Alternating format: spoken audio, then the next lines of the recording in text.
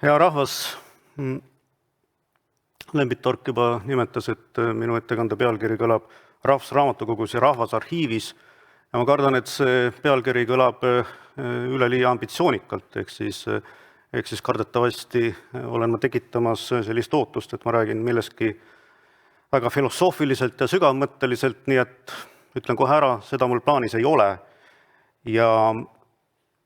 Ja pigem keskenduksin ma oma jutus ettekande alapealkirjale, mis kõlab niimoodi: 2 suurt kultuuriasutust kolivad ühe katuse alla, millised on ootused ja lootused.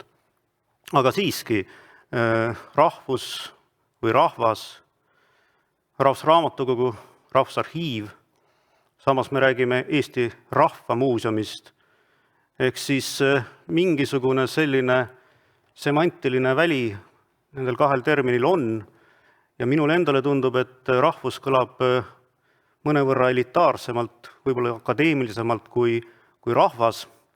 Kui proovida korraks ümber pöörata neid sõnu, rahvusooperi puhul ei ole see mõeldav, kui me ütleme rahvaooper, siis see kõlab nagu palagan. Rahvaraamatukogu vist ei ole ka võimalik öelda, sest see termin on sisustatud juba õigusaktides kindlalt ära, aga Rahvaarhiiv minu suhu mahuks küll, sest Rahvusarhiivi ja tegelikult ka Rahvusraamatukogu viimaste aegade pürgimused selgelt on olnud ju selles suunas, et aina enam ja enam rahvast jõuaks meie majadesse. Ja sestap on mul väga hea meel siinkohal nentida, et minu arvates see Rahvusraamatukogu rekonstrueerimise projekt oma põhisuundumuses just nimelt rahvas kõige laiemas ja paremas tähenduses silmas peabki. Ehk siis, kui eelkõnelejad õigustatult märkisid seda, et Rahvusraamatukogu puhul on möödunud sajandil silmas peetud sellist kultuuritempli olemust, ja tegelikult 20. sajandil nii Rahvusraamatukogude kui ka Rahvusarhiivide puhul hästi tihti arhitektuuris seda sama templi mõistet ja templi kujutist on ka ekspluateeritud, aga 21. sajandil on asjalood natuke muutunud ja pole midagi halba sellest, arvan ma ise, kui tempel rahvale lähemale jõuab. Aga ma lubasin rääkida tegelikult sellest, et millised on ootused ja lootused siis rohkem Rahvusarhiivi vaatenurgast tuleviku suunas, kui me ühist katust jagame. Üldiselt peetakse naeruväärseks seda, kui inimene tsiteerib iseennast, aga ma võtan selle riski siin kohal. Nimelt 15. augustil 2019 ma postitasin Facebookis selline moodne vidin järgmise lühikese teate. 2017. aasta detsembris istusime Rahvusraamatukogu pealiku Janne Andresooga ühel krõbekülmal päeval ühes Tallinna kohvikus ja tegime plaani. Plaani selle kohta, kuidas lahendada Rahvusarhiivi ja Rahvusraamatukogu ruumiprobleemid nii, et võidaksid kõik: rahvas, riik, arhiiv, raamatukogu. Vabariigi valitsus arvas täna, siis 15. augustil 2019, et tegemist on hea plaaniga. Rahvusarhiiv ja Rahvusraamatukogu kolivad Tallinnas seega ühe katuse alla. Meie kliendid, kasutajad saavad senisest rohkem. Eesti saab veel paremaks. Miks ma selle ette lugesin? Mitte sellepärast, et see oleks nüüd üleliia hea tekst, vaid pigem sellepärast, et see on olnud uskumatu kiirus, millega see hiilgav idee, mille peale me Jannega tulime, tegelikult on realiseerumas. Võin täitsa siiralt öelda, et ma ei ole oma kogemuse põhjalt näinud, et üks nii kallis idee nii kiiresti jõuab aktsepteerimist täitevvõimu poolt, seadusandja poolt, läbi kultuurikomisjoni, kõikide partnerite osaliste poolt. Ehk siis hea idee müüb end ise, ja kui me võrdleme sellega, milliseid epopeaid me mõlemad oleme organisatsioonidena läbinud varasemalt, pürgides uute või moodsamate lahenduste poole, siis see tempo on olnud uskumatult kiire ja hea. Nii et esimene ootus ja lootus on see, et nii Rahvusraamatukogul kui ka Rahvusarhiivil jätkuks hiilgavaid ideid ja uudseid mõtteid koostööks ja sünergiaks ka edaspidi. Minu teine ootus ja lootus on see, et meie mõlema fookuses oleks jätkuvalt kuningas. Kes on kuningas? Klient on kuningas. Saab rääkida veidi keerulisemalt ja teoreetilisemalt, nii nagu head Rahvusraamatukogu kolleegid teevad Rahvusraamatukogu puhul kõneldes siis teenustepõhisest organisatsioonist ja sellega kaasnevast lähenemisest kliendile ehk kuningale. Meie Rahvusarhiivis oleme mõnevõrra lihtsamalt ja karusemalt tavatsenud öelda, et juhtumil, kui on küsitud, mis on Rahvusarhiivi missioon, siis me oleme niiviisi, ma ei tahaks öelda, et üleliia ülbelt, aga siiski piisavalt teravalt vastanud teha inimesi õnnelikuks, mis on tegelikult seesama, mis on teenustepõhine organisatsioon. Nii et jah, minu teine ootus on see, et nii Rahvusraamatukogu kui ka Rahvusarhiivi puhul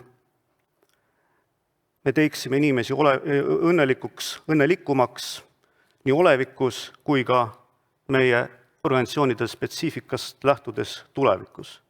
Sest meie mõlema üks põhilisi ülesandeid on ju see, et aru saada, mida vajavad inimesed, rahvas, kliendid ehk kuningas, mitte ainult täna, vaid ka homme ja ülehomme. Minu kolmas ootus ja lootus on see, et mõlemad organisatsioonid suudaksid rekonstrueerimisjärgses hoones jätkuvalt üles näidata paindlikkust ja koostöötahet. Rahvusarhiivil on tegelikult üsna palju kogemusi nii uute hoonete ehitamisega kui ka vanade rekonstrueerimisega moodsamateks. Viimase 20 aasta jooksul, kui näppudele üle lugeda, oleme me püstitanud siis kas lausa omal jõul või siis viimasel ajal koostöös Riigi Kinnisvara Aktsiaseltsiga 5 arhiivimaja Tallinnas, Tartus, Valgas, Rakveres. Kõik need on olnud tegelikult päris suured õnnestumised, aga mitte ühelgi juhtumil täiuslikud õnnestumised. Ehk siis ma tahan öelda seda, et ka parim projekt tegelikult vajab hiljem kohandamist. Ja sellest lihtsast tõdemusest arusaamine pigem varem kui hiljem tegelikult aitab asjale kaasa. Kohandamist vajavad kõik projektid seetõttu, et kõik ei suuda ka kõige targem tellija alati ette näha. Vanade hoonete puhul lisanduvad hoonest enesest johtuvad piirangud, nagu siin täna antudki juhul, ja väga tihti, ja ma loodan, et seekord mitte, aga siiski väga tihti on piiranguks eelarve. Lisaks muutuvad olud, elu ise muutub.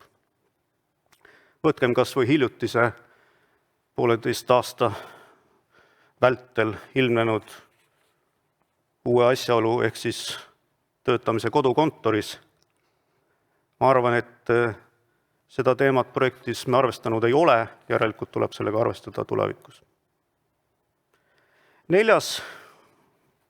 ja õnneks ka viimane ootus ja lootus on see, et nii raamatukogu kui ka arhiiv mõistaksid, et digi- ja infoühiskond on küll tulnud, et jääda, aga selle ühiskondliku muutumise protsess ise pole veel kaugeltki läbi. Nii raamatukogu kui arhiiv on teabeasutused ja ma eelistan tugevalt seda sõna teabeasutus sõnale mäluasutus, aga täna ei ole sellest pikemalt aega rääkida. Ning teabe kasutamine on viimase veerandsajandi vältel siis lihtsustatult öeldes pärast interneti saabumist totaalselt muutunud ja see muutumine jätkub. Väga naiivne oleks arvata, et see sama muutumine, millest ma praegu räägin, ei mõjutaks raamatukogusid, arhiive, teisi sarnaseid institutsioone. Mõjutab küll. Paratamatult mõjutab ning paratamatult sündivate muutustega on tegelikult nii, et neid kas juhitakse ise või need muutused toimuvad ja me lihtsalt lohiseme kaasa nende samade muutuste tolmupilves. Seda ei Rahvusraamatukogul ega Rahvusarhiivil kindlasti plaanis ei ole. Tänan tähelepanu eest.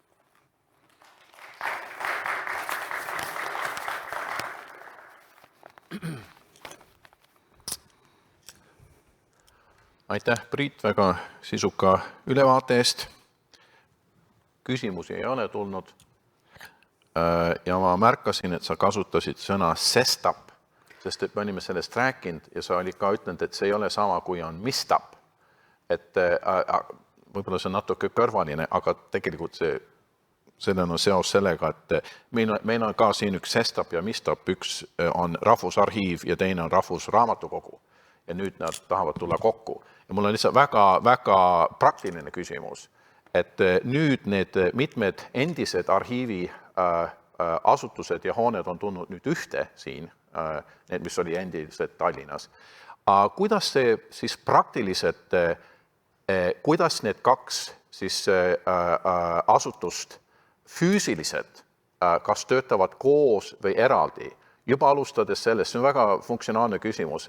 Näiteks, kui me tuleme uksest sisse, kas siis on kuskil, et siit sa lähed Rahvusarhiivi, siit sa lähed Rahvusraamatukokku. Kuidas see asi töötab? Kas oskad vastata? No ma saan üldiselt vastata niimoodi, et nii palju kui mina tean, oleme me mõlemad osapooled siis projekteerimise käigus katsunud leida pigem rohkem kui vähem sünergiat üles. Ehk siis, mis puudutab klienditeenindust, avatust, millest Kristel Veinmann ilusti rääkis, siis ja kui me mõtleme meie klientide või, nagu ma ennist ütlesin, kuninga ootustele, siis tegelikult kuningal on, savi selles, kas ta tuleb Rahvusraamatukokku või Rahvusarhiivi, ta tahab midagi. Enamasti on see seotud informatsiooniga, mõnel juhtumil kultuuriga. Nii et kui me teeme erisusi, siis ma arvan, et hästi oluline on iseendale mitte valetada ja saada aru sellest, et Rahvusarhiiviks olemine on kõige tähtsam Rahvusarhiivi inimestele endile, mitte kellelegi teisele, ja võib-olla on samamoodi ka Rahvusraamatukoguga. Aga elame-näeme ja ma olen kindel, et me leiame parimad lahendused. Okei, aitäh! Aitäh!